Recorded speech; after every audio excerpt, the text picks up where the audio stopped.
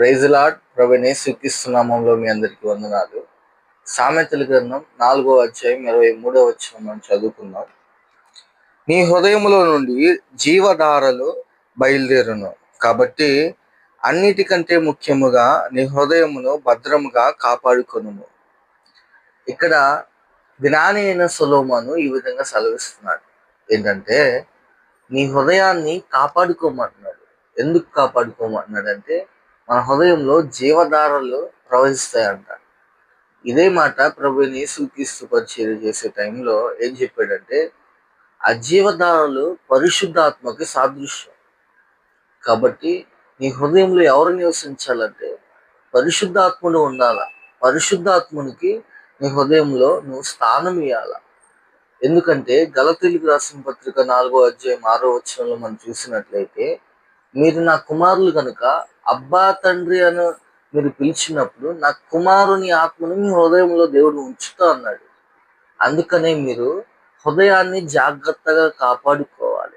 ఇర్మియా భక్తుడు ఏమంటాడంటే, హృదయం అన్నిటికంటే మోసకరమైంది, కాబట్టి దాన్ని జాగ్రత్తగా కాపాడుకోవాలి. మనం ఆ వ్యాధి గల హృదయాన్ని ఎలా కాపాడుకుంటాము? వాక్యము మన హృదయములో ఉన్నప్పుడు మనం ఆ విధంగా మన హృదయాన్ని భద్రం చేసుకుంటాము. నీ వాక్యము నా పాదములకు దీపం అన్నాడు కీర్తనదారుడు.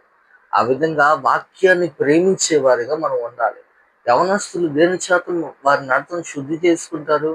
వాక్యము చేత. వాక్యము మన హృదయంలో ఉన్నప్పుడు, మన మనసులో ఉన్నప్పుడు, వాక్యం మీద మనం ఆశ పెట్టుకున్నప్పుడు, వాక్యానుసారంగా మనం వినటానికి వాక్యాన్ని మనం ఇష్టపడేవారిగా మనం ఉన్నప్పుడు మన అడుగులు తడబడిపోవు, తొట్టిల్లిపోవు. కాబట్టి ప్రియ దేవుని బిడ్డలారా, వాక్యాన్ని ప్రేమించి వాక్యాన్ని మీ హృదయం అనే పలక మీద రాసుకోమన్నాడు సామెతల గ్రంథంలో. అప్పుడు హృదయం మీద కనుక మనకు వాక్యము ఉంటే మన హృదయాన్ని కాపాడుకోగలుగుతాము. పాపాన్ని చేయటానికి వాక్యము గుర్తొస్తుంది. వాక్యము మనకు ఎప్పుడైతే గుర్తొస్తుందో పాపం చేయటానికి ఆలోచిస్తాం.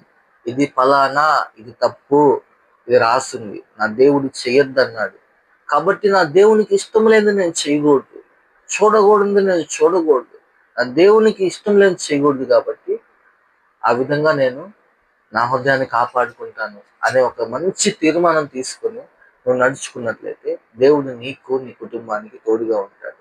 Praise Lord. ఆమేన్.